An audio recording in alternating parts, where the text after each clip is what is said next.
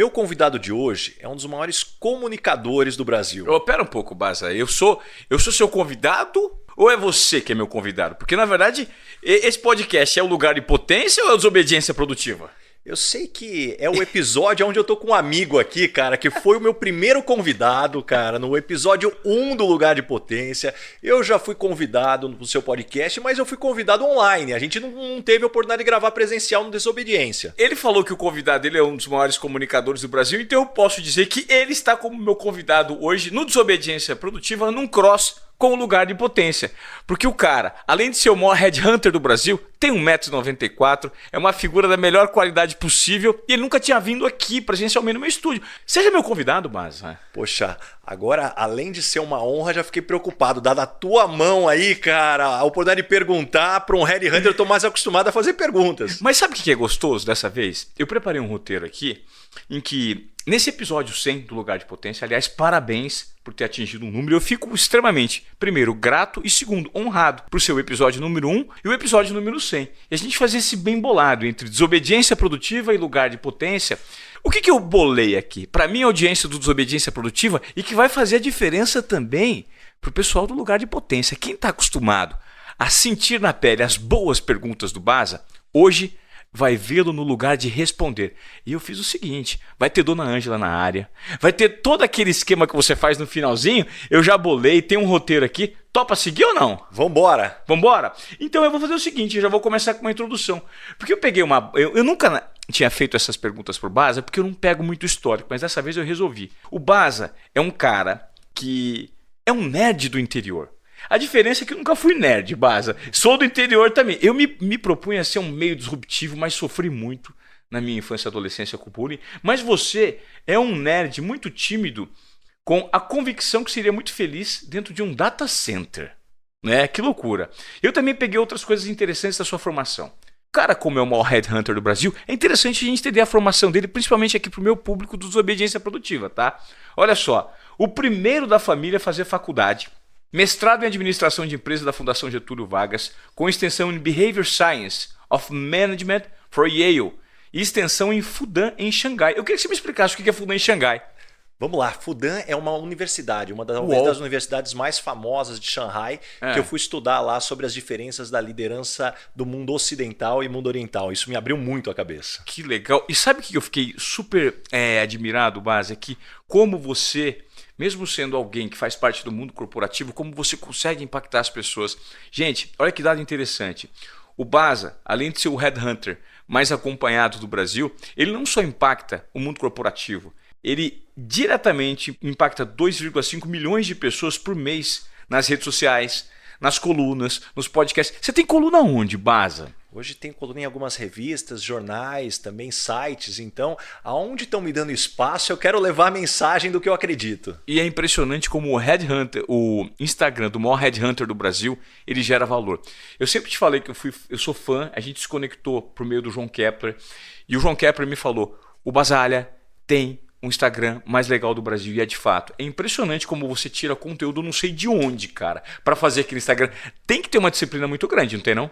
Vamos então contar todos esses bastidores, essa caixa preta nesse episódio de hoje. Eu super top. E para começar, Baza, eu queria de cara perguntar para você sobre essa questão de você se auto-intitular um nerd do interior de São Paulo, que se sente muito bem num data center. Como é que foi você, assim, partir de uma premissa de um cara do interior? Nerd normalmente é tímido.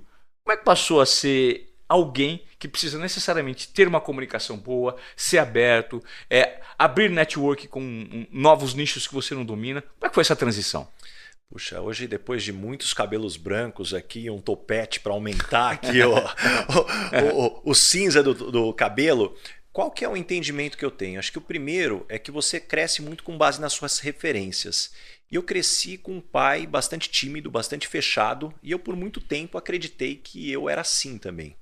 E naquele momento, a percepção que eu tinha, e depois isso foi me caindo algumas fichas, é que ninguém é só introvertido ou é só extrovertido. Isso tem muito do ambiente que você está. Ainda a pessoa mais tímida ou mais introvertida, ela vai ter um grupo pequeno de pessoas que ela vai se soltar, vai falar muito. E para mim era muito claro que meu grupo de pessoas que eu tinha essa segurança para falar era muito pequeno.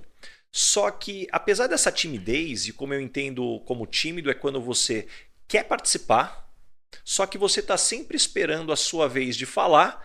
E aí você nunca acaba falando, porque você espera a sua vez e você espera a coisa certa para falar. E aí o momento passa e você ficou para trás. Só que talvez uma característica que é minha desde pequeno é o interesse por pessoas.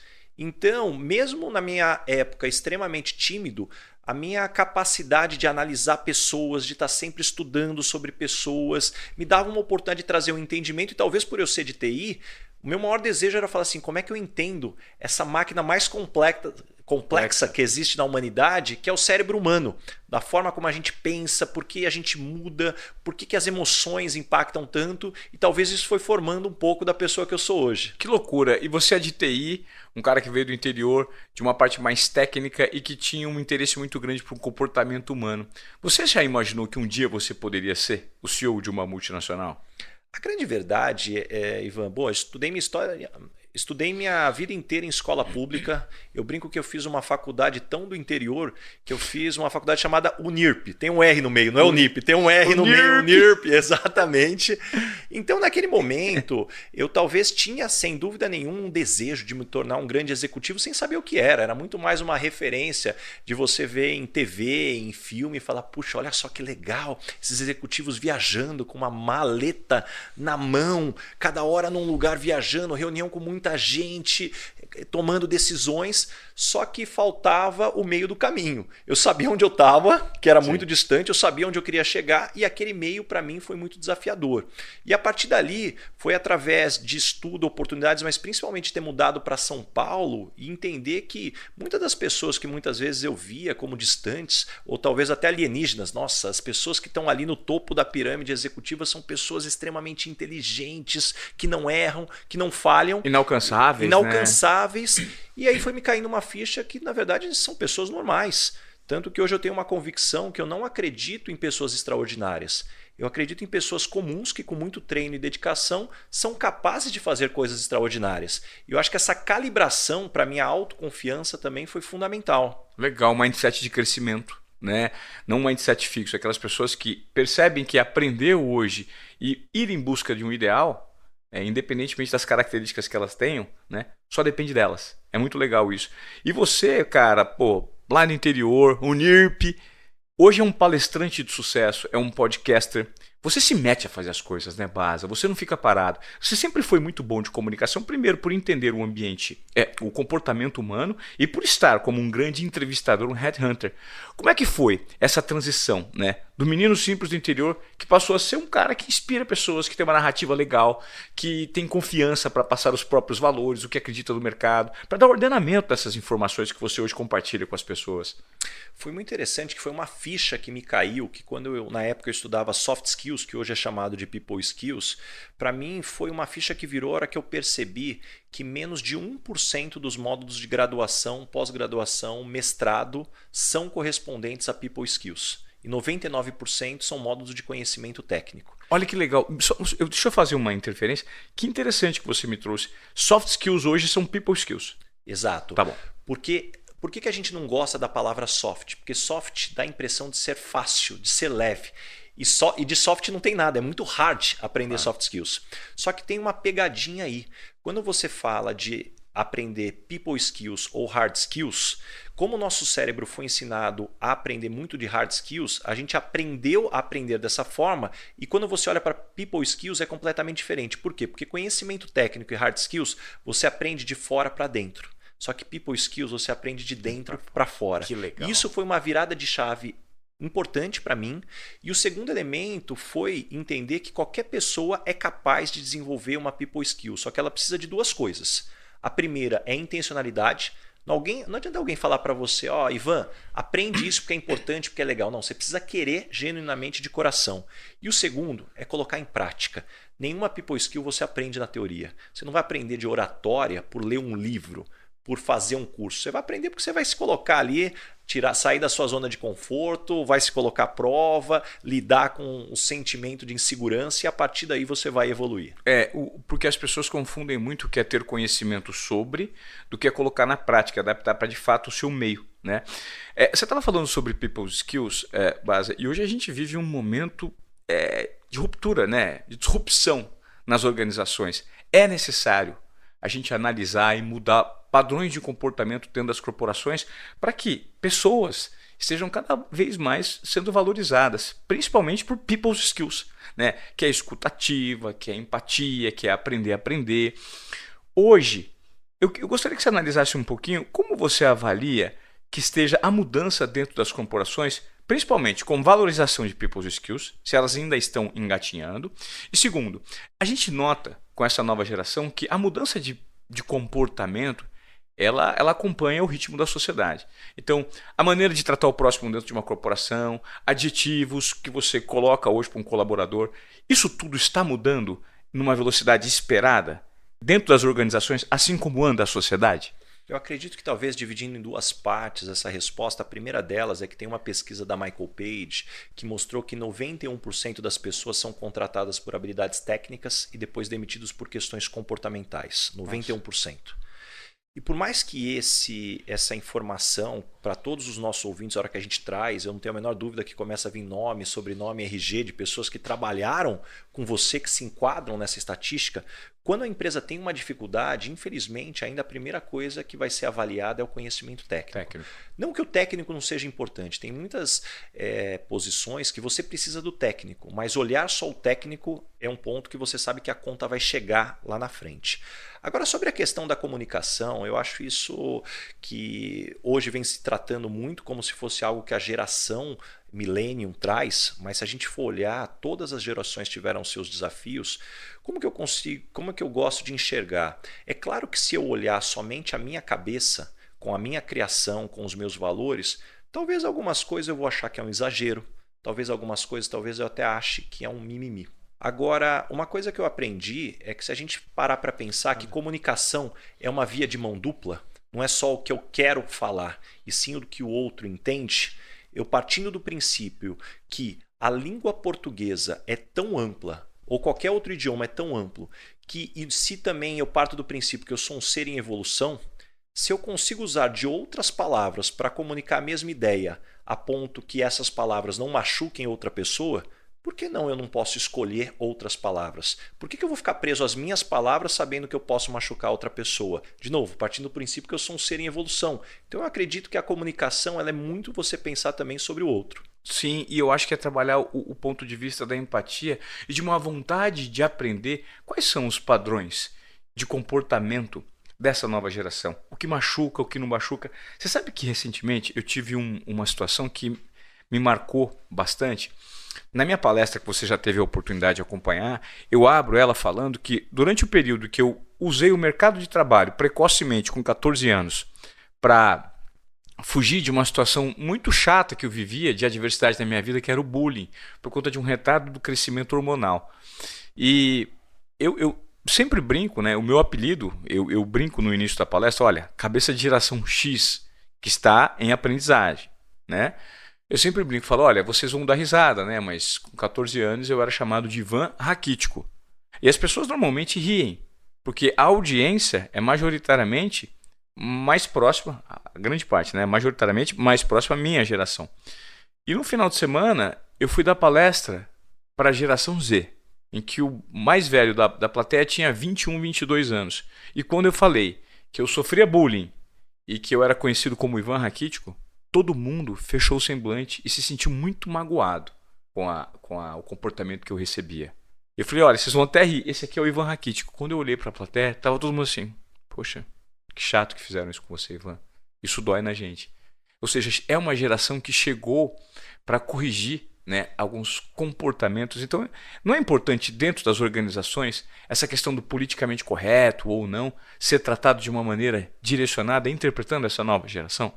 Para mim não só é fundamental, como eu entendo que cada geração ela vem para corrigir e aprender com o que se passou das anteriores.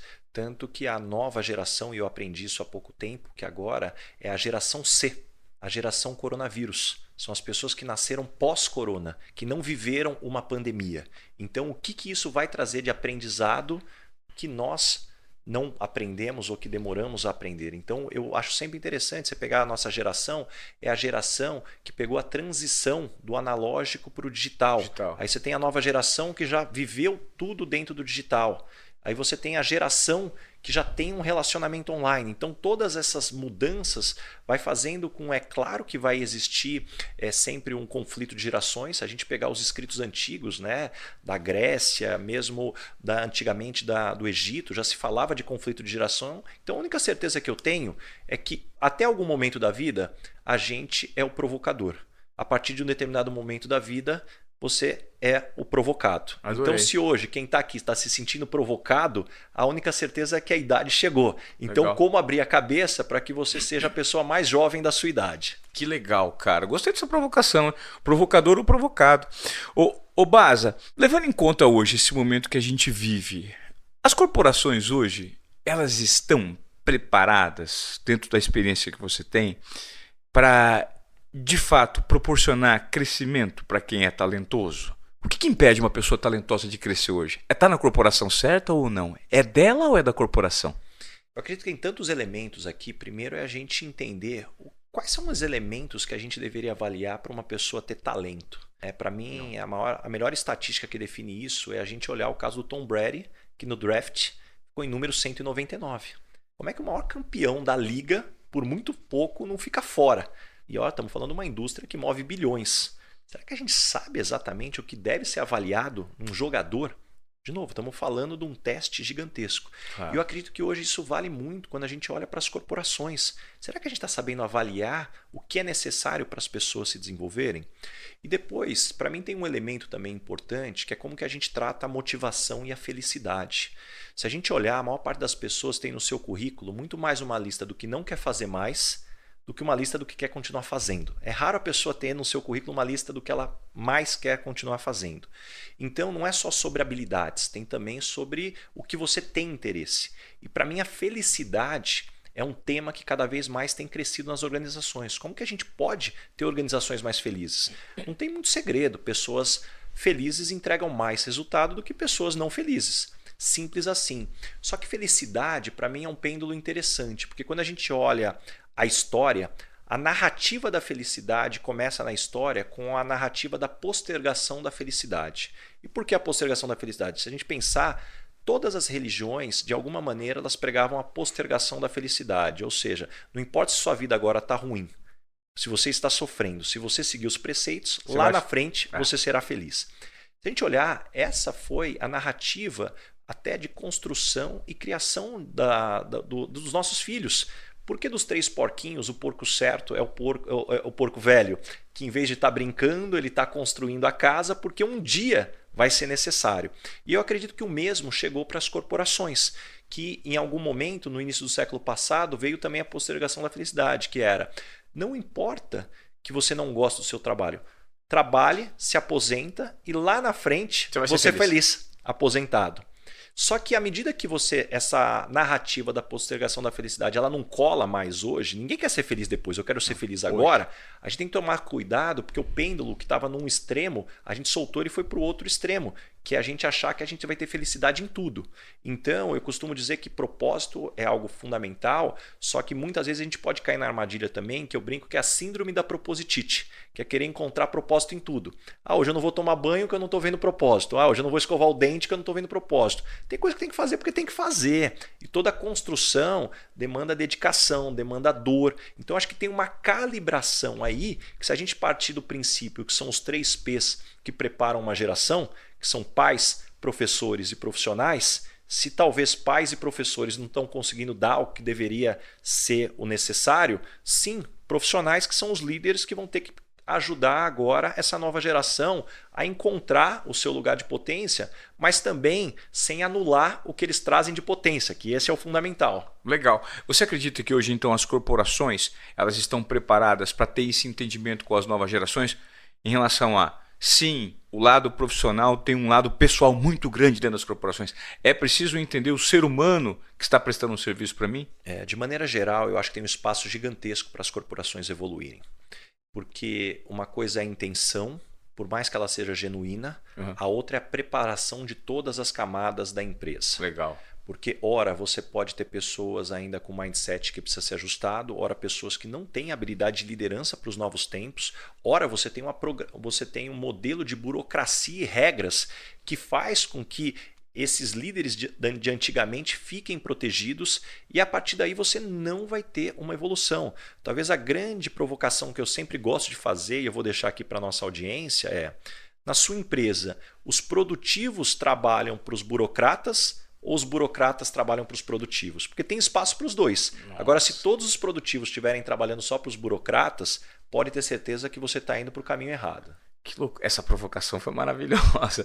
E eu acho que talvez a resposta da grande maioria das pessoas, né, que estão dentro dessas corporações é que os produtivos estão na mão dos burocratas, infelizmente. Agora a pergunta é como inverter isso? É um trabalho muito profundo de cultura organizacional. Você hoje, como CEO da Michael Page, eu tenho uma pergunta para te fazer assim: como você toma decisões para impedir que isso aconteça? Eu acredito que o primeiro elemento é a gente saber que toda transformação ela é como uma escadaria, que escadaria se lava de cima para baixo. Não adianta você querer achar que do meio para cima as coisas vão acontecer. Então, se você não tiver o comprometimento da liderança, não vai acontecer. Eu acho que segundo, tem um elemento de como que você tem um check de sanidade todos os dias. Porque talvez uma das coisas que mais faz com que um profissional deixe de se desenvolver é a vaidade, é a arrogância. Só que eu aprendi que a arrogância ela tem duas faces. A arrogância ela tem o lado externo e o interno.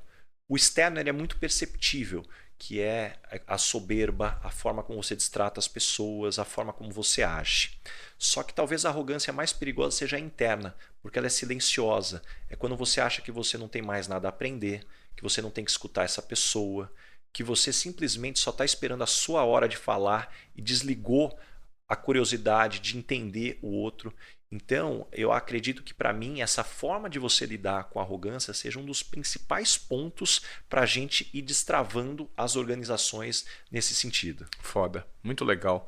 Como é que você toma a decisão no seu dia a dia, Baza? Eu queria que você compartilhasse aí parte da sua caixa de ferramentas com a gente, porque você é um cara que, primeiro, estuda muito, conectado com o mercado. Quantas mil entrevistas você fez na sua? Eu acredito em somar entrevistas, cafés e reuniões, pouco mais de 10 mil. Então, bastante gente já tendo falado. E como é que você toma a decisão no seu dia a dia, cara? Eu aprendi, isso foi com o Jeff Bezos, que ele fala que existem dois tipos de decisão, né? As decisões reversíveis e as decisões irreversíveis.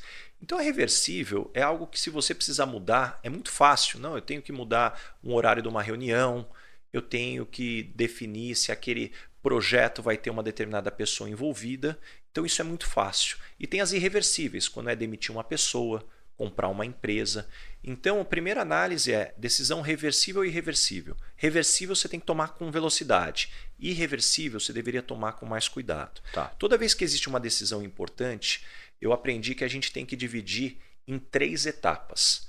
A primeira etapa, check de emoções. A segunda, aprendizado. E a terceira, a tomada de decisão exatamente. Então, o que é isso?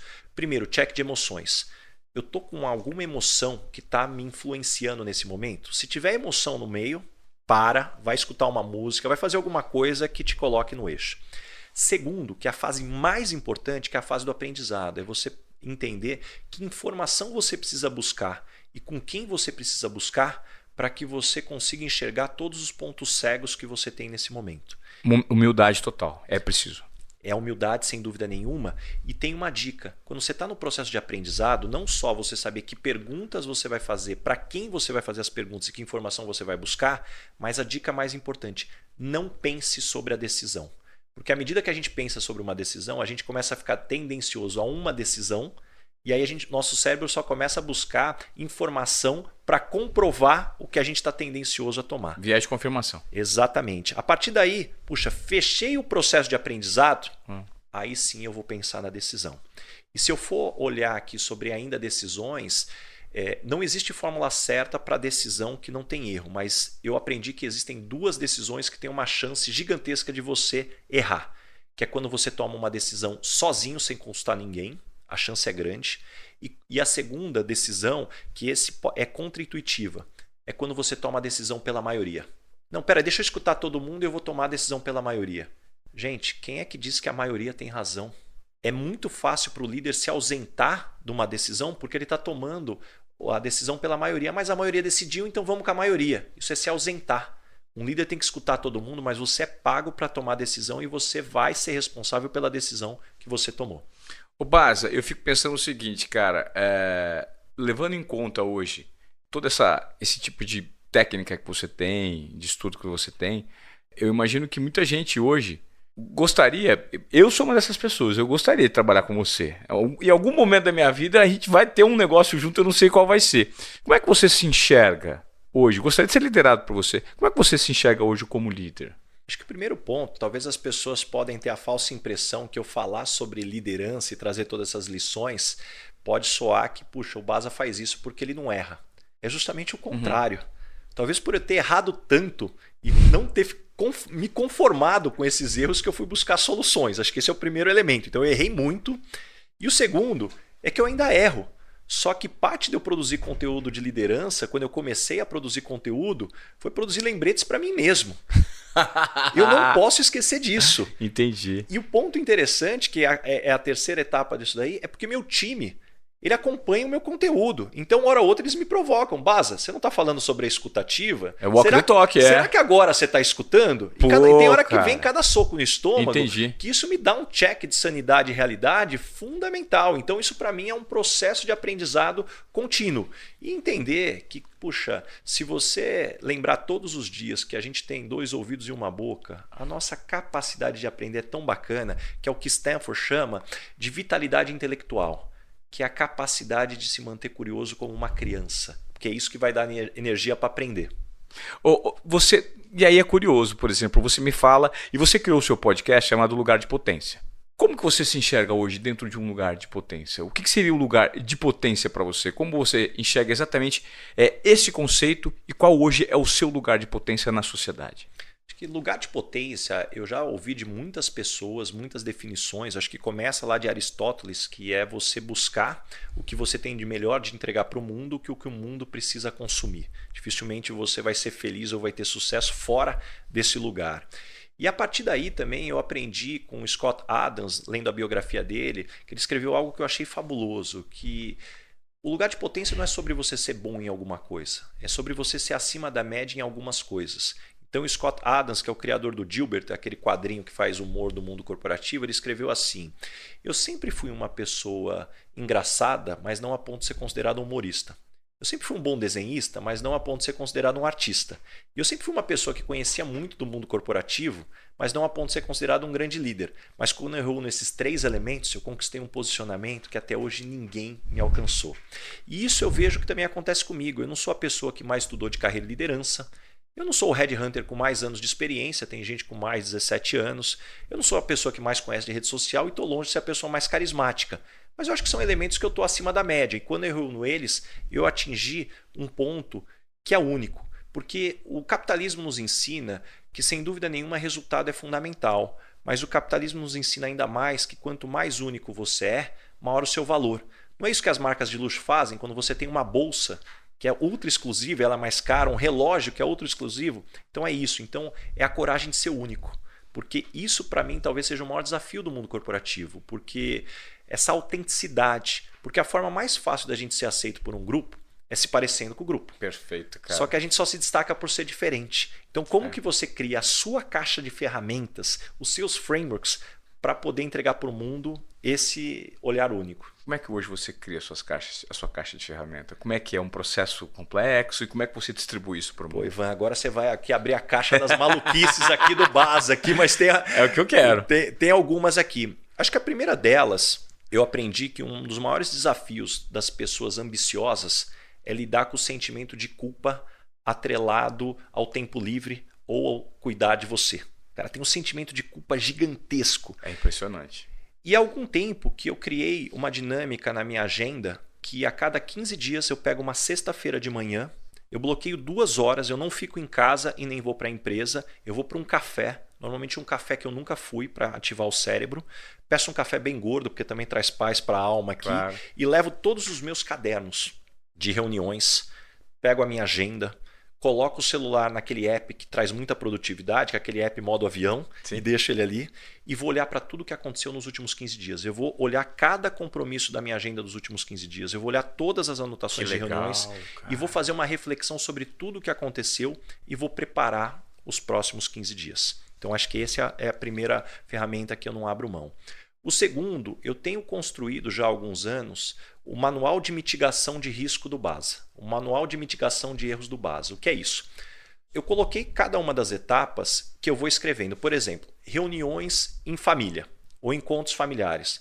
Puxa, eu coloquei um bullet point. É importante você lembrar que as pessoas são diferentes, que as pessoas têm ambições diferentes, que a sua opinião pode não agradar a todos. Toda vez que eu vejo que eu errei em alguma coisa quando eu estou com a família, eu vou lá e escrevo um novo bullet point. E você deixa isso à mostra em algum lugar? No Evernote. Eu tenho um Evernote que eu tenho ali tudo anotado. E ali eu vou escrevendo tudo que vai acontecendo. Depois eu tenho, cada vez que eu tenho que ter uma reunião dura com alguém, esse é um outro item. Puta, checa as emoções. Entende se você tem todo o ponto de vista. Se você não tem segurança sobre esses dois, remarca a reunião. E eu tenho sobre vários elementos que eu costumo errar na minha vida, eu vou colocando bullet points. Então, quando eu vou entrar numa nova reunião, que eu tenho que ter uma reunião difícil, eu leio esses bullet points e faço um check de sanidade comigo mesmo. Nossa, que legal, cara, porque você aprende com a sua trajetória, você evidencia os riscos a quais você pode ser submetido, os aprendizados que você teve, e você consegue o tempo inteiro racionalizar que isso deve ser colocado em prática. Porque uma das coisas que mais nos incomoda é a gente estar errando os mesmos erros. Então, Sim. No final, o que eu estou buscando é cometer erros novos. E talvez para colocar um último aqui, eu também tenho uma dinâmica de escrever fazer o meu manual de reflexão. O que é esse manual de reflexão? Eu tenho, de novo, uma página no Evernote que é meu template de reflexão, onde eu tenho categorias. Puxa, o pessoal, saúde, profissional. Então, no pessoal eu tenho um bullet point, o meu filho, outro bullet point, minha esposa. Na saúde lá o bullet point, puxa, exercícios, no outro alimentação, bebida alcoólica, profissional, o nome de todos os meus reports, o nome de todos os grandes projetos. E aí eu me permito, a cada 10, 15 dias, um dia eu gosto de acordar cedo, antes de todo mundo, e eu pego esse template e eu paro de 3 a 5 minutos em cada bullet point. Minha relação com a minha esposa, minha relação com meu filho, minha relação com exercícios, cada projeto da empresa, cada um dos reportes, e vou ficando com um caderno só anotando os insights que vão vindo. Então, talvez o que algumas pessoas podem chamar de intuição, a outras de acessar informações não organizadas do cérebro, eu vou tentando extrair isso para me dar muitos insights do que talvez estão sendo pontos cegos ou coisas que eu não estou fazendo da forma mais adequada. Ô Basa, quando você me fala, quando você me dá essa aula, por exemplo, de organização, que eu acho que principalmente é uma aula de disciplina e organização, né? Analisando o seu perfil, dá para perceber que você consegue separar muito. Você é muito executor, né? Você executa tudo muito bonitinho, tem uma disciplina que dá sustentação a esses processos que você estabeleceu consigo mesmo. E a pergunta que eu te faço é, de repente, para a nossa audiência, tanto do Lugar de Potência quanto para Desobediência Produtiva, já que isso é uma collab especial, né, do 100º programa seu, e quem não é tão organizado? Né? Porque de repente, poxa, isso é maravilhoso. Eu acho, por exemplo, maravilhoso a maneira que você se organiza. Só que talvez eu não consiga ter esse nível de organização e de disciplina. Qual seria o primeiro passo para, aos poucos, tentando entender que isso dá resultado? Eu acredito que o primeiro passo é você ter tempo para você. Legal. Não precisa ser cadenciado a cada 15 dias, não precisa ser 2 horas, mas como sem ter o sentimento de culpa, você tem um tempo para você com você mesmo. Legal. E você, de alguma forma, consegue acessar tudo que passou na sua vida nos últimos 15 dias. Você quer olhar a agenda, você quer fazer mais no freestyle, mas tenha tempo para refletir e se conectar com você mesmo. Eu acho que a gente vive num mundo onde a gente opera muito no automático. E aí, o grande aspecto é como é que a gente sai dessa visão da árvore e vem para a visão da floresta para enxergar o todo. Esse, para mim, é o ponto fundamental. Para você não ser para você não ser dominado pelo mecanismo, né? O mecanismo, eventualmente, da sua empresa, da sua família, que te engole. Opa, pera um pouquinho. Eu estou sendo engolido. Deixa eu ter um mínimo de posicionamento crítico sobre o que está acontecendo. Rever conceitos. As pessoas não param, né, Basa? Para rever conceitos. E você acredita que, é uma pergunta que está muito relacionada ao comportamento das novas gerações, principalmente, que o digital, às vezes, ele rouba da gente. Quando eu falo digital, as plataformas de mídias sociais mesmo. Eles roubam da gente um tempo precioso para que a gente, às vezes, direcione esse tempo para algo um pouco mais produtivo? Eu acredito que toda ferramenta ela tem os dois lados da moeda, né? Einstein já falava, né, da toda energia nuclear. Se ele soubesse para o que foi desenvolvido, talvez ele não teria participado porque foi utilizado depois.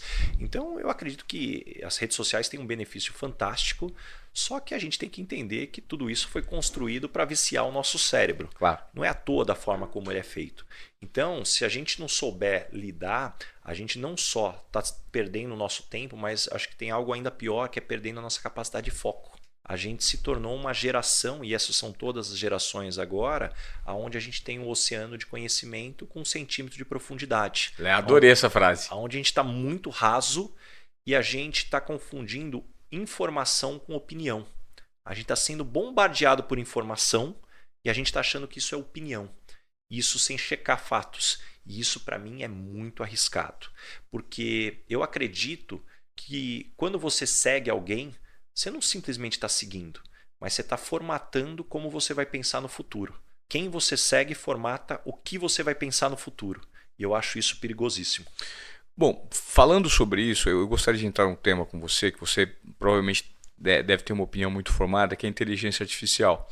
E tempos atrás agora, eu tive a oportunidade de, junto com a Escola Sampo, apresentarmos uma trilha de conteúdo chamada Be the Future, né? Em que o principal foco foram as 10 competências do amanhã analisadas pelo Fórum Econômico Mundial. E a principal delas é o aprender a aprender, né? A empatia, se adaptar rapidamente no mundo caótico, imprevisível que nós temos hoje.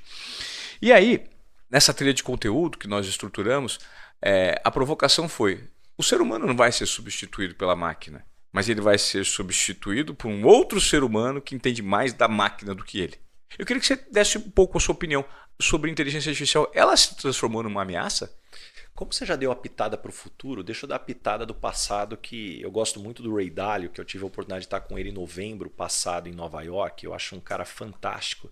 O Ray Dalio tem uma frase muito bacana que ele diz que toda vez que ele quer entender um pouco melhor para onde o mundo está indo, ele para de ler as notícias do dia a dia e começa a estudar os ciclos da história. Que os ciclos da história trazem muito mais preditivos de futuro. Se a gente olhar a história, desde que o mundo é mundo, o ser humano está buscando o seu lugar ao sol.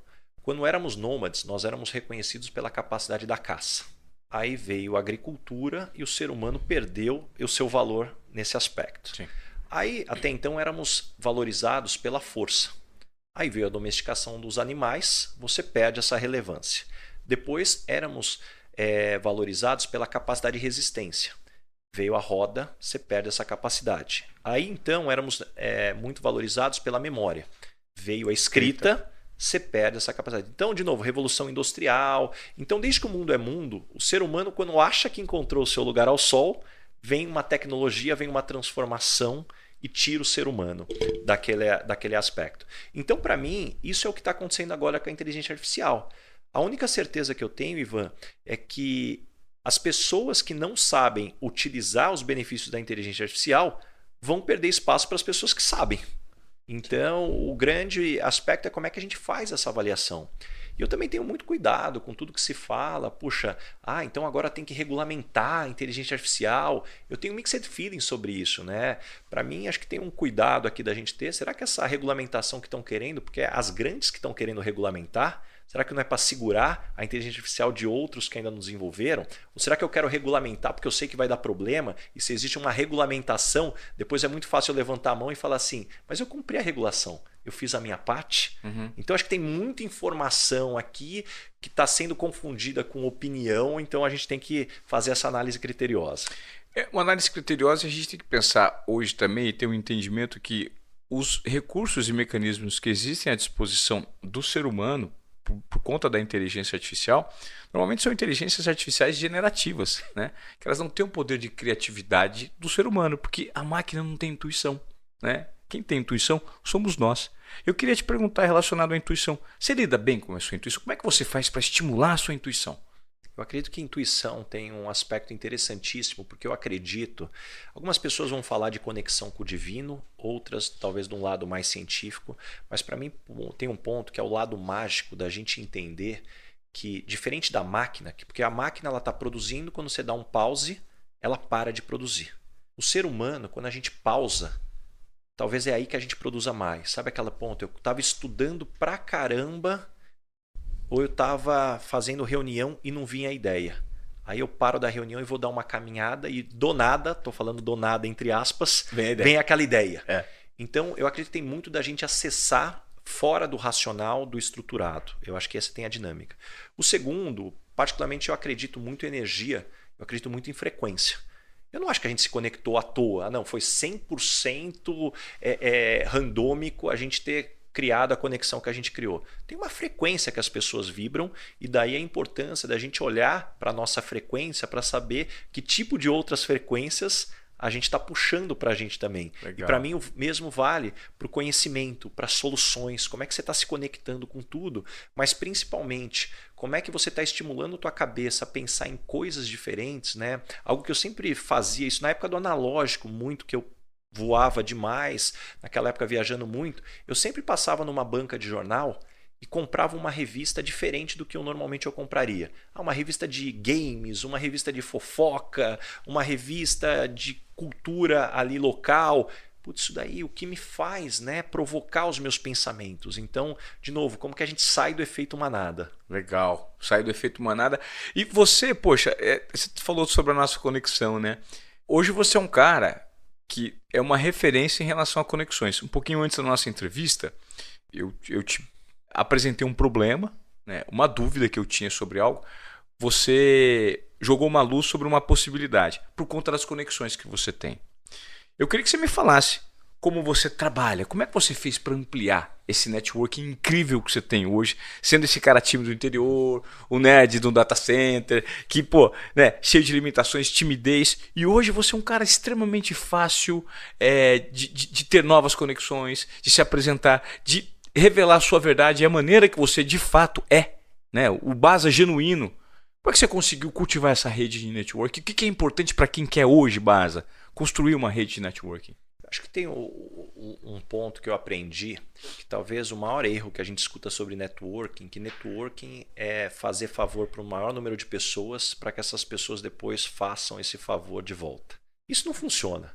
A não ser que você seja o poderoso chefão, que as pessoas têm medo de não te devolver o favor, não vai rolar. Claro. Eu acredito que networking é construção de reputação ao longo da vida. Ninguém vai te fazer um favor porque te deve o favor. A pessoa vai te fazer um favor porque confia em você. Porque se indicar alguém ou colocar alguém em conexão com outra pessoa, é você colocar a tua reputação em jogo. Então, quando você diz, a gente diz aqui que networking é reputação ao longo da vida, eu tenho certeza que tem muita gente que não faria negócio com algumas pessoas que você estudava ali na escola ou na vizinhança de moleque. Então, como que você vai construindo isso? E talvez o meu lado mais nerd organizado, hora ou outra eu gosto de fazer uma reflexão, de fazer uma lista de todo mundo que eu conheço e colocar uma classificação A, B, C e D. O A é o amigo, o B é o bom contato, o seu contato e o D é o D, quem eu desejo conhecer. Eu conheço ele, mas ele não me conhece, ou ela. E eu tento colocar metas todo semestre de D transformar em C, C em B e B em A. E teoricamente ninguém sofrer downgrade. Legal. Então acho que isso é uma forma de eu estar sempre refletindo como eu estou perto. É lógico que não é super estruturado. Uma coisa é o framework como eu gostaria, mas eu não sou tão organizado aqui. Mas eu acho que essas reflexões são fundamentais. Mas eu acho que é sempre um sentimento genuíno de falar assim, puxa, deixa eu ser quem eu sou. Se eu conseguir ajudar, eu vou ajudar. Eu não vou esperar nada em troca. E no final do dia, vamos se divertir. Porque eu acredito que as conexões no mundo moderno, elas se dão por 3 fatores. Ou porque você tem um sentimento com alguém, seja um sentimento de amor, ou porque você se diverte com aquela pessoa. O segundo é porque você aprende com aquela pessoa. E o terceiro é porque você faz negócio, você ganha dinheiro. Então, sentimentos, aprendizado e fazer negócios. Desses 3 são importantes, eu acredito que sempre um sozinho é muito fraco. 2 começa a ser muito forte. E se você tiver alguém que você tem bons sentimentos, você aprende com a pessoa e ainda ganha dinheiro com ela, cara, não solta essa pessoa de jeito nenhum. É por isso que eu quero um dia, tá faltando só o 3º ponto. Eu tenho que fazer negócio com o Baza, porque esse cara... E esse dia vai chegar, Baza. Vamos lá. Sem pressa e sem pausa. Né? Eu queria que você me falasse um pouco, você estava falando de conexões. Hoje, o mundo pós-pandêmico, né, ele se transformou num mundo híbrido, principalmente dentro de corporações. Como Como é que você avalia esse mundo híbrido? Ele é positivo? Ele é negativo? As pessoas estão sobrecarregadas hoje, que estão lidando nesse momento híbrido? Porque, pô, eu tomo como referência o meu irmão. O meu irmão trabalha híbrido, cara. Ele passou a trabalhar igual um maluco. Advogado de banco, tá trabalhando em casa o tempo inteiro em reunião. Vive atolado das 7 da manhã às 9 da noite. Então, como é que é esse cenário pós-pandemia? O híbrido vai predominar? Não vai predominar? As pessoas vão voltar para o presencial? O que você tem mapeado? Do que eu acredito que eu venho estudando, acho que de novo a gente cai no erro do pêndulo, que aí tem o efeito manada. Durante a pandemia tudo virou agora o online, tudo é remoto, agora você tem uma onda, não, esquece tudo, agora é tudo presencial e todo mundo correndo e repetindo isso. Eu acredito que o grande primeiro ponto é a gente entender que nenhuma empresa tem uma fórmula que vai funcionar enlatada. Para mim são 4 elementos que deveriam ser considerados para que a gente possa entender se uma empresa pode ter o presencial, o híbrido ou o online. O primeiro deles é prontidão. Aquela vaga, a pessoa ela tem totalmente autonomia para trabalhar sozinha, não precisa de ajuda de ninguém. Esse é o primeiro elemento. O segundo é quando a gente olha a referência. A pessoa que vai trabalhar ali online ou presencial, ela é referência para alguém, seja porque ela é um líder, ou porque ela é sênior, ou porque ela é uma referência na cultura. Quanto mais ela é referência, mais eu preciso dela próxima das outras pessoas. Perfeito. Terceiro, desenvolvimento. Eu espero que essa pessoa se desenvolva, porque se eu espero que ela se desenvolva, tem uma tendência a eu me desenvolver mais rápido se eu estiver próximo de outras pessoas daquela empresa. Porque quando eu olho, por exemplo, eu vou contratar um programador indiano para entregar um código. Ele tem autonomia, ele não é referência para ninguém na minha empresa, e eu não espero que ele me desenvolva. Ele vai entregar o trabalho e vai embora. Claro. Não tem problema nenhum, ele pode ser 100% online. Se não é assim que você está esperando daquela posição, então você tem uma oportunidade para refletir sobre os 3 e tem um elemento que é transversal a tudo isso. Qual é a rotatividade que a tua empresa está tendo de pessoas novas que precisam ser aculturadas? Então, para mim, eu acho que esse é o equilíbrio para a gente chegar numa melhor solução para cada empresa. Aula. Impressionante. Ricardo Basalha chega para dar aula no episódio 100 do Lugar de Potência. O Lugar de Potência é o lugar dele, que está dando aula aqui para o podcast dele e também para o Desobediência Produtiva. Gostaria de agradecer essa collab, viu, Brasa? Eu que tenho que agradecer, que é oportunidade. A gente só está na metade, que eu tenho um monte de pergunta para fazer aqui, que eu já peguei toda a trilha de perguntas que o Baza faz, porque hoje ele está como foco das atenções no Lugar de Potência, que é o podcast dele, e também já aproveita essa carona aqui no Desobediência Produtiva. Baza, eu quero saber o seguinte: que história é essa de você ser comendador da Federação de Artes e Letras de São Paulo? Comendador? Cara, essa sim, tua pesquisa foi forte, hein, cara? Você chegou a informações aí que não é muita gente que tem. Mas isso, cara, é muito engraçado. Entre tantas pessoas que eu conheço, daria para contar tantas histórias de conexões, mas uma pessoa que eu acabei contribuindo muito para ela num momento desafiador, ela é dessa Federação de Artes e Letras. E ela falou: Baza, tem um jeito que eu gostaria de te agradecer de uma forma que eu tenho certeza que você nunca foi homenageado. Que legal. E aí um belo dia eu sou convidado para um evento, eu não sabia exatamente como era essa dinâmica, com o sabre, com toda a comenda recebendo. Mas o mais engraçado é que foi justo naquela época que tinha a novela do Comendador. E aí virou piada entre os amigos, cara. O Baza virou comendador, cara. Então essa é mais uma das facetas aí. O Baza virou comendador, só falta ir para a novela das 8 agora. Ô Baza, a gente já falou um pouquinho sobre intuição aqui. Eu vou puxar um outro assunto, que é o seguinte: como é que a gente consegue manter o equilíbrio, no seu caso, entre vida pessoal e vida profissional, né? Eu acho que essa é uma dor de muita gente, é uma dor recorrente aqui no Desobediência Produtiva. Pô, eu misturo meu CPF com o CNPJ, quando eu consigo ter tempo para minha família, aí, porque muitas pessoas convivem com a culpa, eu sou uma delas, né? Já confidenciei aqui para algumas pessoas não, eu deixei público já, que o meu papel de pai, né, pai separado da mãe dos filhos e com uma nova pessoa do meu lado agora, às vezes ele é invadido por um momento de culpa, né? Pô, será que eu estou trabalhando demais, estou dando pouco espaço para os meus filhos? Como é que você separa isso na sua rotina? Bom, acho que primeiro eu posso te dizer bem-vindo ao time, cara. Eu tô com você. Acho que esse sentimento de culpa ele é extremamente desafiador. Acho que primeiro por a gente ter tantos papéis, isso faz com que a gente, querendo ser perfeito em todos os papéis, a única certeza é que a gente está devendo para todo mundo. E isso para mim é muito forte. Eu brinco que talvez se hoje fizesse um teste vocacional, acho que o meu daria agiota, de tanto que eu me cobro, de tanto que eu estou puxando isso daqui. E também entender que existem elementos que assim, puxa, eu quero ser um ótimo pai, mas talvez nem todas as brincadeiras que meu filho quer fazer eu vou gostar.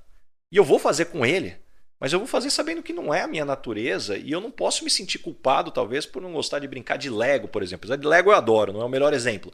Mas aqui dentro desse aspecto. E também entender que quanto mais a gente for diferente entre o profissional e o pessoal, maior vai ser esse conflito. Nós somos uma pessoa só e a outra se confunde. Eu estou na empresa, vem uma mensagem no grupo da família do WhatsApp. Eu estou no final de semana com a família, vem uma ideia do trabalho. Então eu acho que a gente deveria levar com mais leveza, mas talvez o principal elemento, Ivan, é aprender a falar não. Talvez essa seja uma das maiores dificuldades que a gente tem, porque falar não para algo que é chato, que é ruim, ou que não traz resultado é muito fácil. Mas como que a gente fala não para o que é legal, para o que é bacana, mas que talvez pode estar ocupando espaço de algo que é mais importante? Então, para mim, talvez esse seja um dos maiores desafios. Pô, adorei. O dizer não, né? E que muitas pessoas têm dificuldade. Eu noto que eu tenho muita dificuldade de dizer não.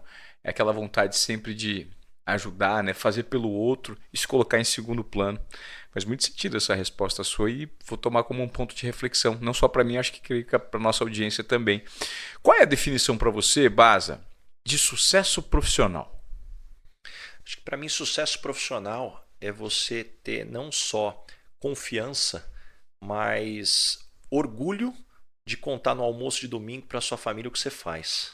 Para todo mundo que está ali naquele almoço de domingo, com toda a sua família, eu tenho orgulho de contar. Isso me faz bem contar. Eu acho que isso é sucesso profissional. Que legal, cara. Adorei essa fala, porque ela pode fazer com que você, que talvez que esteja muito balizado, né, ou refém das métricas do que é sucesso profissional para o outro, aquele sucesso profissional de Instagram que todo mundo tem, né, que todo mundo faz sucesso, de repente não necessariamente seja a resposta que você pode dar, primeiro, para você mesmo e segundo, para as pessoas que te acompanham. Compartilhe a sua verdade, compartilhe aquilo que você de fato alcança e se valorize. Tem muito pouca gente que se valoriza, né, Baza? E tem um ponto também que quem me acompanha sabe que eu gosto de falar muito, que eu acredito que na nossa vida a gente tem duas fases da nossa carreira, que é como se fosse um jogo de futebol. Tem o primeiro tempo e o segundo tempo. No primeiro tempo a gente está no sucesso, na fase do sucesso. No segundo tempo a gente vai para a fase do significado. E normalmente, do primeiro para o segundo tempo, acontece essa mudança quando a gente está entre os 40 anos, mas cada vez mais vem acontecendo antes. E o que é o sucesso, que é o primeiro tempo da nossa vida? Todo mundo cresce escutando o que é sucesso. Sucesso é ganhar dinheiro, sucesso é ter um bom cargo, sucesso é trabalhar numa empresa relevante, sucesso é você ser respeitado no mercado. Só que chega um determinado momento da vida que se você ganhar o dobro, você não vai ser o dobro feliz. E aí parece que quanto mais você mira no sucesso, mais vem aquela bad, mais aquela coisa que, puta, o sentimento que algo falta. É aí que você migra do sucesso para o significado. Só que tem um desafio, porque o sucesso, todo mundo te contou o que é, a sociedade padronizou. O significado é único, é seu. E ninguém nunca te contou. E você vai ter que descobrir. E se você não descobrir, dificilmente você vai ser feliz trabalhando se você não encontrar o seu significado. Que legal, cara. Puta. Vocês anotaram aí? Porque hoje a gente está tendo o privilégio de ter Ricardo Basalha presencial numa collab entre Desobediência Produtiva, Lugar de Potência. Parabéns pelo 100º episódio. E eu tenho a honra de ser o primeiro e o 100º. De entrevistador para de entrevistado para entrevistador no Lugar de Potência e no Desobediência Produtiva. Eu que tenho a honra. O primeiro episódio foi contigo, cara. É por isso que esse episódio, desde o primeiro lá, já arrebentou. Pô. Que legal, Bas. Eu fico muito honrado com essa amizade que a gente tem, muito feliz.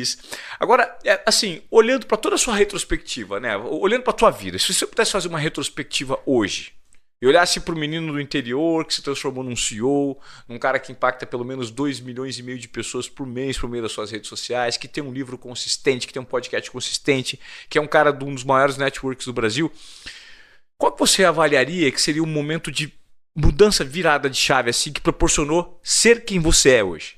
Eu acredito que não foi um momento específico, mas a virada de chave foi quando eu deixei de me julgar.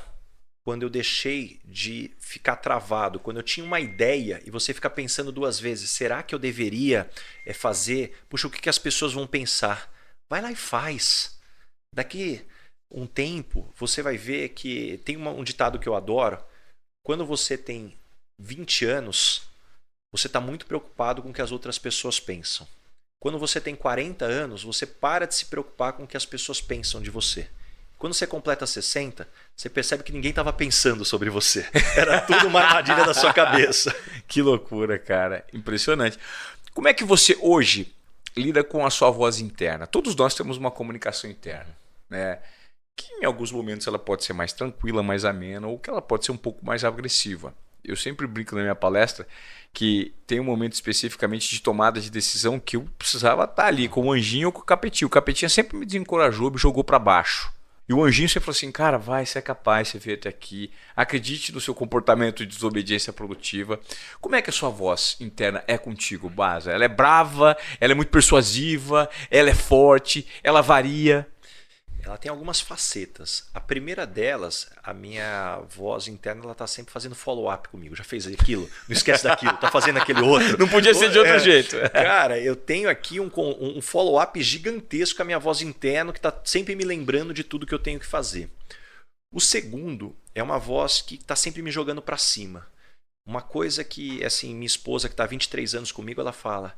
Cara, eu nunca te vi reclamando na vida. Que legal, cara. Não é uma... Assim, eu nunca te vi uma vez parado ali, desanimado, falando. Então, acho que se tem algo que eu me orgulho em mim, é esse positivismo. Tá. Então, isso, essa voz interna, não, vai, bola pra cima, vai. Tá mal? Então tá bom. Entra no banheiro, dá um grito e sai, fecha a porta e volta. Tá. Vamos, segue o jogo. E quando você acorda com o pé esquerdo? Quando, de fato, as coisas fogem um pouquinho do controle. Somos humanos, né? Somos humanos, claro. Mas eu acredito que a beleza da vida é você se conhecer. Que, aliás, quando as pessoas falam de sucesso, Ivan, é muito interessante, né? Baza, como é que eu faço para ter sucesso na carreira? A grande provocação que eu faço, e eu vou chegar sobre o pé esquerdo, é que as pessoas, quando me perguntam, Baza, como é que eu faço para ter sucesso? Eu sempre gosto de fazer a seguinte analogia. É como se um amigo me liga aqui em São Paulo e fala, Baza, eu estou perdido. Como que eu faço para chegar na Avenida Paulista? Você me ajuda? Ajudo. Qual que é a primeira pergunta que eu faço para a pessoa? Onde você está? Aonde você está. Se você não souber onde você está, eu não consigo te ajudar a chegar na Avenida Paulista. O mesmo vale para sucesso. Se eu não souber onde você está, eu não consigo ajudar a chegar ali. Então, para mim, tem a ver com esse autoconhecimento, de com o tempo eu perceber que, puxa, se eu não fizer exercício de manhã, tem uma chance muito grande de eu não ter, cara, despertado do que eu deveria. Ainda assim, quando eu estou mal, eu tenho a playlist que eu vou escutar para ficar melhor. Você tem a playlist? Eu tenho a playlist que me energiza. Tá. Você faz uma estimulação também assim, mecânica mesmo? Tô mal, exercício físico. Vou pro exercício físico, porque eu uso esse recurso às vezes. Quando eu tô arrebentado, que a minha cabeça tá caótica, eu falei, cara, eu preciso para um exercício físico. Inclusive, eu compartilhei com você. Eu recebi uma informação lá numa vez, que a gente estava a última vez que nos encontramos no Experience Club. Cara, eu recebi uma notícia que eu não tinha controle. Eu falei, cara, como é que eu vou fazer? Aí você foi nadar, né, cara? O que eu fiz? Eu fui pra academia, 1 hora, depois eu dei um mergulho no mar gelado, 15 minutos, assim, eu preciso meditar aqui. Foi um bálsamo. É uma maneira que eu encontrei. Eu tenho isso, mas como eu gosto de fazer academia de manhã, então, pô, pra mim 5h30, 6 horas da manhã é o meu horário, então já acabou sendo um ritual que eu já tento começar o dia dessa forma. Você dorme cedinho? Eu durmo cedo, no máximo 10, 10h30. Tem que ter uma brincadeira entre os amigos. A hora que a gente sai pra jantar, daqui a pouco algum amigo já brinca. Ó, mexe no mouse que o Baza entrou em descanso de tela. E aí, vai, conta então. Assim, você dorme, então, o exercício de manhã? De manhã. Pra mim, música também, cara, legal, me desperta muito. E aí eu tenho músicas que, ora, me desperta, puxa, memórias do passado, músicas que dão energia. Tá. Então tem essas playlists. Eu acredito que a meditação também, a meditação guiada, hoje você tem apps que te ajudam muito. E tem um negócio que eu aprendi com o tempo, que é na minha mesa de trabalho, tem muitas referências que me lembram das pessoas que eu gosto e dos projetos que eu conquistei. Porque talvez existe o ponto, né, da síndrome do impostor, que também vem com esse aspecto. Puta, e a síndrome do impostor, ele tem um ponto a síndrome do impostor tem um ponto interessante. Ninguém tem síndrome do impostor dormindo na cama, assistindo TV. Você tem síndrome do impostor quando você está executando alguma coisa. Porque você começa a pensar que você não é digno daquilo ou que uma hora vão te descobrir. Então, como você vai para a execução, mas principalmente como é que você lembra de tudo que você conquistou. Então, eu tenho referências que me fazem lembrar, puxa, dos projetos que eu conquistei, do que eu consegui prover para minha família, para as pessoas que eu amo. Então, tudo isso me desperta o sentimento certo. Porque no final do dia, eu acho que a gente é muito drivado pelos nossos sentimentos. Então, a pergunta é, como é que eu desperto os sentimentos certos para deixar de lado os sentimentos que estão me incomodando? Puta, Baza, que puta dica você me deu. Eu nunca tinha pensado nisso. E a provocação que eu faço hoje aqui para vocês dos 2 podcasts, você já colocou isso em prática quando você está naquele momento difícil, complexo da sua vida? Pense como o Ricardo Basalha acabou de dar uma baita sugestão para a gente colocar. Todos nós vamos passar, né, por esses altos e baixos da vida pessoal e profissional, mas você já parou para pensar e analisar tudo que você conquistou de positivo, o quanto você foi inovador, o quanto você foi corajoso, o que te trouxe até aqui? Porque a gente acaba passando, de certa forma, um panozinho ali para o nosso eu mais frágil, né? Se desculpe e saiba que todos nós somos suscetíveis ao erro e temos momentos grandiosos. Se ancore nesses momentos grandiosos que, pô, isso dá uma força danada, né, Baza? E tem uma coisa que eu aprendi que me marcou, que o contrário de sucesso não é fracasso. O contrário do sucesso é desistir. Porque enquanto você está lutando, cara, ainda não é fracasso. Fracasso é quando você parou e você aceitou. Então isso para mim é muito forte. Tem uma frase que eu vi numa reportagem do Cleito Conservani, um grande amigo meu da TV Globo, de histórias de superação, né? E ele, quando estava numa maratona, naquelas super maratonas malucas, né? E ele não desistiu, ele terminava, né? Porque ele ouviu uma frase que exatamente ele compartilhou, né? Ele fala, a dor e o desconforto absurdo, ele é temporário. Desistir é para sempre. Ele sempre vai ficar marcado pelo cara que desistiu de uma maratona, como aquele desafio que eles propôs no caso dessa reportagem a fazer. E que as bolhas no pé, a cãibra, uma dor absurda, isso ia ser temporário. Desistir é para sempre, né? Eu adorei essa definição sua. Isso para mim é muito forte. E é claro que não vão faltar momentos que a gente vai querer parar, que a gente vai querer terminar. Mas acho que é aquela hora, vai no banheiro, joga uma água na nuca, joga uma água no rosto. Não toma uma decisão. Muitas vezes, a diferença entre continuar e desistir é aquela fração de alguns segundos que você só abaixou, respirou. Porque no final do dia, o nosso sucesso é definido pela sequência de sim e nãos que a gente vai falar ao longo da vida. Claro. Então, como que a gente pode refletir sobre cada sim e cada não que a gente vai ter que falar? Muito legal. Ô Baza, momento Headhunter aqui. Qual é a pergunta que você faz em todas as entrevistas? Pô, tem algumas aqui, olha só, abrindo a caixa preta. Tem uma que quem me acompanha sabe, porque eu já falo sempre, quando as pessoas não gostam de você, normalmente qual é o motivo? Eu adoro essa pergunta. Porque eu quero saber como você se percebe no ambiente. Uau, essa pergunta é boa, hein, meu? E eu brinco que não tem resposta certa, mas tem duas muito erradas, que quando a pessoa fala... Ou, nossa, sabe que quando as pessoas não gostam de mim, elas não me falam? Não, você tem que descobrir. Ou quando alguém te responde, você sabe que todo mundo gosta de mim? Aí você fala, puxa, nem Jesus Cristo agradou a todos, eu tenho a honra de ter o primeiro aqui na minha frente. Mas tem outras perguntas que eu gosto também, tem que fatores da sua história fazem você ser quem você é hoje? Eu quero saber o que te forjou. Outra pergunta que eu gosto é, de tudo que está escrito no seu currículo, o que você tem mais orgulho? Eu acho que isso vai dar pistas muito importantes de motivação e de propósito. E quando as pessoas, por exemplo, trazem, no seu caso, quando as pessoas não gostam de você, normalmente qual é o motivo? Cara, a lista é grande. Se a gente chamar minha esposa aqui, a gente consegue fazer um Excel aqui para organizar melhor. Mas eu acredito que, para mim, o grande ponto... Vamos lá, vamos elencar, porque abrindo aqui caixa preta como a gente combinou. O primeiro, eu posso ser extremamente direto e objetivo e perder na forma. O meu cérebro é muito objetivo. Eu sou a pessoa que toda vez que eu vou mandar mensagem para alguém, eu já saio escrevendo e quase sempre eu volto. Tá. Oi, bom dia. E ainda bem que eu não mando, porque eu sou muito objetivo e essa forma pode atrapalhar algumas pessoas. Legal. Tem o segundo aspecto também, que muitas vezes hoje eu venho criando o cuidado de muitas vezes olhar só o lado do meu ponto de vista e como eu me coloco no lugar do outro, mas sem ter o meu pensamento. Porque se colocar no lugar do outro com o seu pensamento, você vai fazer igual o outro. Claro. Como que você consegue refletir sobre isso? Mas acho que de tudo que a gente está colocando, para mim, eu acho que o meu maior desafio Eu sou muito duro com as pessoas, de maneira geral. É Porque, mesmo, mas... como eu sou muito duro comigo mesmo, Tá. quando eu sou metade duro com as pessoas, eu já estou sendo extremo. Mas eu acostumei a me cobrar dessa forma. E às vezes esse parâmetro faz com que eu erre muito com as outras pessoas. Que tipo de pessoa não dá certo trabalhando com você? Cara, somebody love. Pessoa enrolona. Tá. Cara, isso desperta em mim requintes de crueldade, porque eu vou começar a fazer perguntas para a pessoa se dar mais nó nela mesma, dar corda para ela se enforcar, e isso não é legal. Então eu vou fazer essa pergunta para você. O que você tem mais orgulho do que está escrito no seu currículo? Eu acredito que o que eu tenho mais orgulho é de ter uma história onde, por onde eu passei, eu fiz a diferença.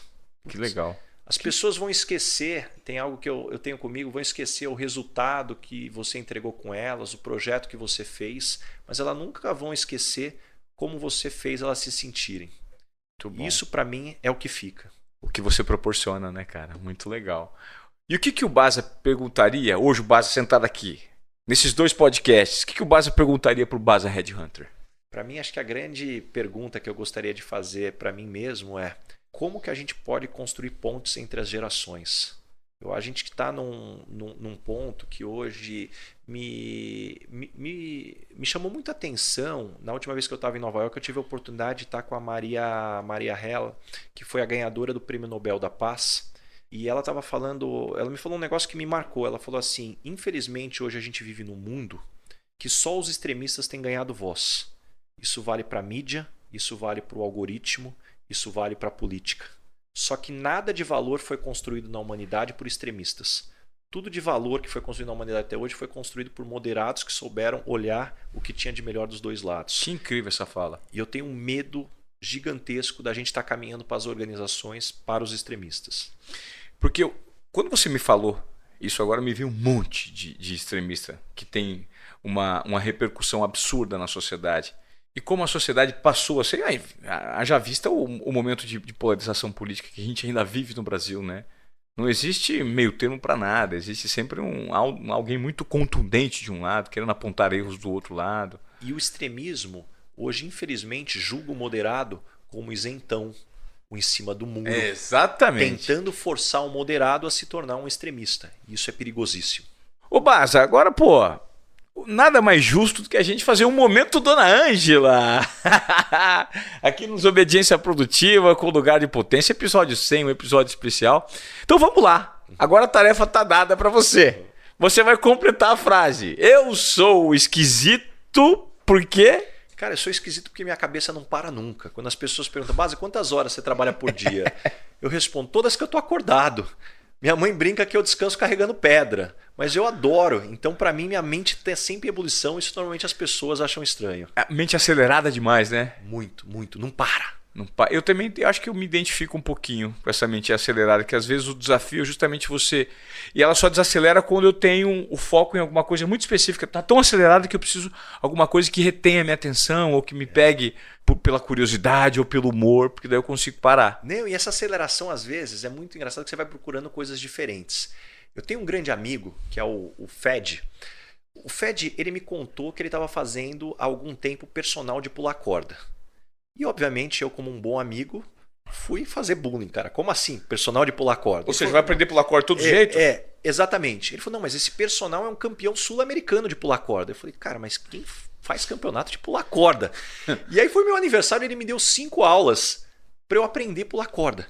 Que legal. E, cara, foi um dos negócios mais fantásticos, cara, que eu entendi como pular corda desenvolve a mente. Que você vai sendo double under, tudo que tem é de movimentos e o quanto que isso chacoalha o cérebro. Então, o quanto que isso, pra mim, a minha esposa brinca que eu sou sempre de fases. Qual que é a tua fase? Agora eu tô na fase, cara, esses 6 meses eu quero aprender a pular corda de todos os jeitos. Então, eu tenho a fase de querer aprender a jogar golfe, de aprender a escutar música clássica. Então, isso não é de mim, eu aprendi que o Peter Drucker fazia isso. A cada 6 meses ele se propunha a aprender algo com profundidade. E isso chacoalha o cérebro de uma maneira fantástica. Adorei. Vou começar a fazer, porque o meu último desafio foi aprender a ser piloto de rally.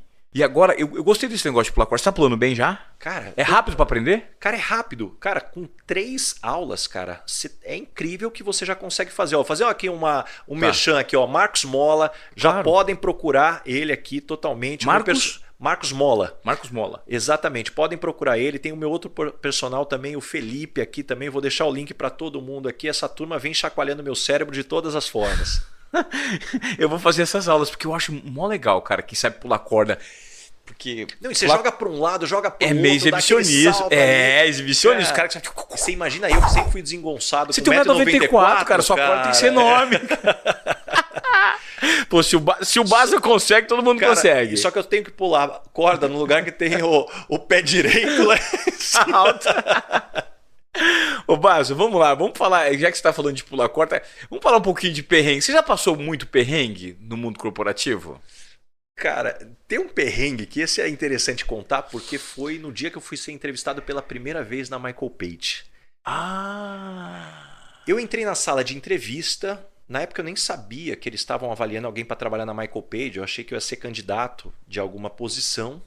Só que o entrevistador, eu cheguei antes, o entrevistador ainda não tinha chegado na sala e eu estava com muita vontade de ir no banheiro. Aí eu saí para ir no banheiro, perguntei na recepção onde era o banheiro e entrei correndo, porque eu sou muito noiado com o horário. Só que eu não percebi que eu entrei no banheiro feminino. E eu tava ali na casinha fechada. Ai. E aí a hora que eu comecei a vestir a calça, depois entram duas mulheres. E lá no banheiro, elas entraram lá para contar o que tinha acontecido no final de semana. E a conversa tava longa. E eu só planejando. Pelo amor de Deus, cara. Sai logo desse banheiro que eu preciso sair. Passou 1 minuto, 2 minutos, 3 minutos. Daqui a pouco o entrevistador vai na sala, vai achar que eu fugi da entrevista. Daqui a pouco eu bati na porta e falei: oi, desculpa. Eu não sabia que era um banheiro feminino. Aí ficou aquele silêncio. Eu posso sair? Vocês estão vestidos? Não, a gente tá. Eu sei que eu olhei pro chão e saí num pulo. Que depois, quando eu entrei lá para trabalhar, eu nem sabia quem eram, porque eu não olhei pro lado. Eu não sei se elas sabiam quem eu era ou não. Mas eu sei que aquilo lá falou assim: espero que ninguém descubra antes dessa entrevista. Cara, que loucura. Imagina que no seu primeiro dia, na entrevista, você teve essa situação. Você poderia só eventualmente sair do banheiro e falar assim: puta, pessoal, eu ouvi a voz de vocês, que gostaria de me desculpar porque eu acho que eu tô no banheiro errado, mas entrei inadvertidamente, enfim. É que meu receio é que a entrevistadora era mulher. E eu falei, eu não sabia, será que a entrevistadora é justamente quem tá no banheiro? Esse cara tá assediando esse doido que tá fazendo no banheiro feminino. Ô Baza, a gente tá caminhando pro final, né? Como você faz no lugar de potência?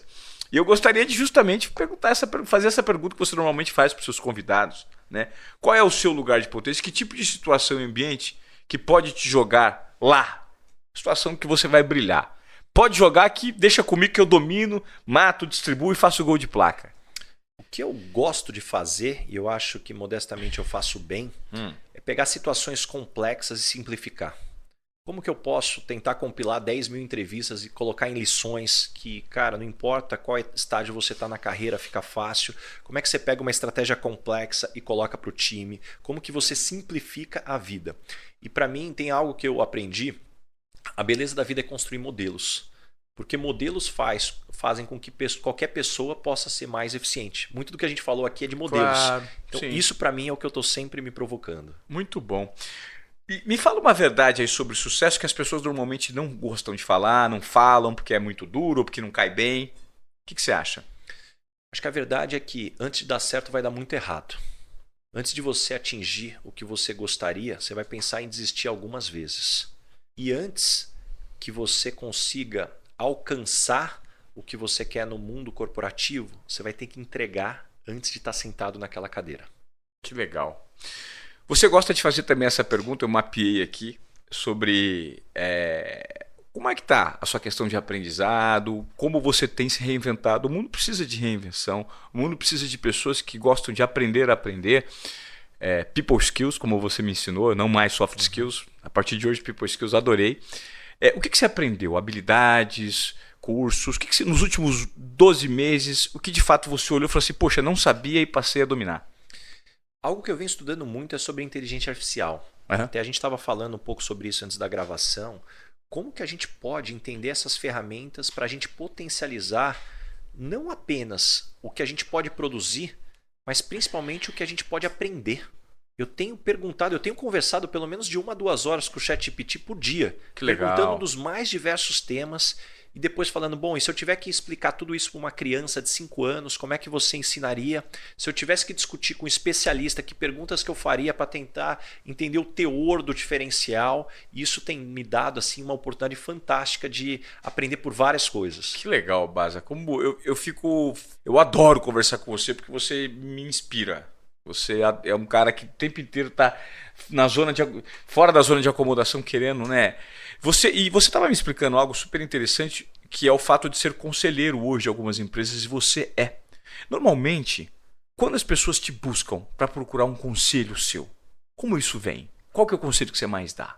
Bom, normalmente são conselhos de tomada de decisão do mundo corporativo, seja relacionado à carreira ou liderança ou projetos estratégicos, mas talvez algo que eu gosto é que na maior parte das vezes eu falo para as pessoas, eu possivelmente não vou conseguir te dar as respostas, mas eu vou colocar algumas perguntas aqui que vão te ajudar a pensar ainda mais.